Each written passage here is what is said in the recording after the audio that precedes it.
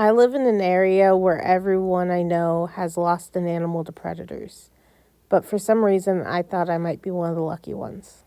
I didn't know very much about chickens when we first moved here.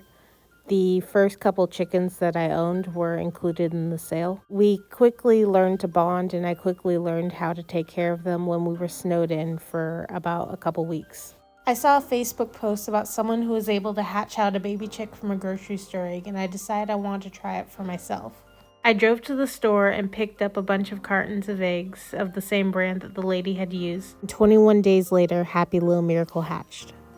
He was the first egg that I ever hatched, and he was also kind of the first life I ever helped bring into the world because I don't have any kids and I've never bred puppies or had cows or other livestock before.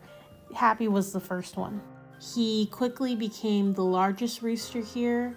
He was very gentle with his hens. I never saw him chasing them around. He was never stealing food from them. Even their normal chicken feed that they got every single morning, he would go and point it out to them as if it was the best treat in the world, and he wanted to make sure everyone got enough to eat.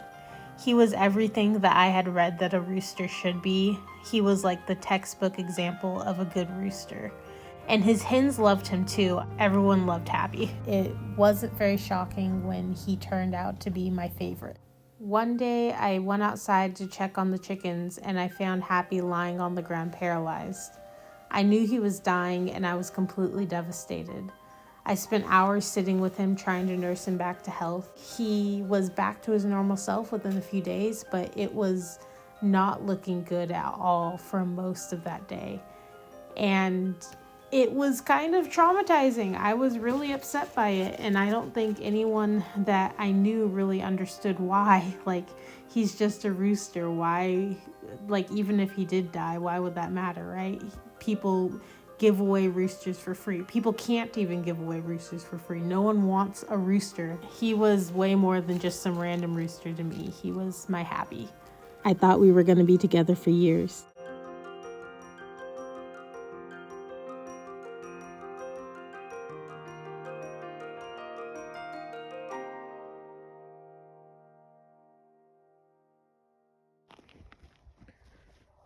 Every time I go outside to do chores, I feel like I'm being hunted. There's a creature watching everything I do, waiting for me to slip up. One day I was going outside to check on my chickens, and I saw my favorite rooster, Happy, lying still. Once my brain processed that Happy wasn't moving, my brain had to process the fact that he was missing his head. And so I got a dog trap, and even though I wanted to give him a nice burial, I knew that the best thing to do was to put his body in the trap in hopes that whatever had done this would come back. And I also knew I had to get his hens out of there as soon as possible. Okay, I'm sorry, sweetheart, but this isn't your coop anymore. I know.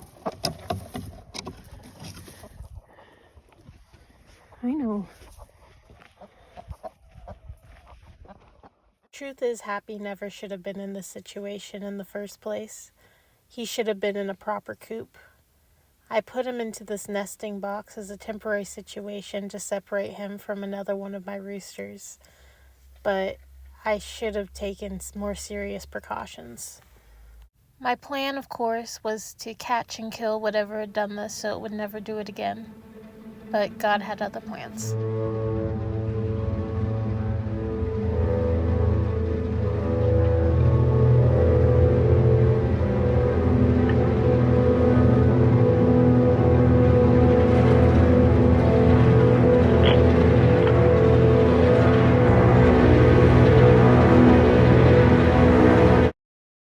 The owl didn't set off the trap.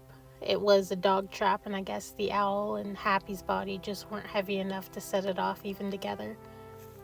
And this time, the owl took the whole thing and left very little behind for me to bury.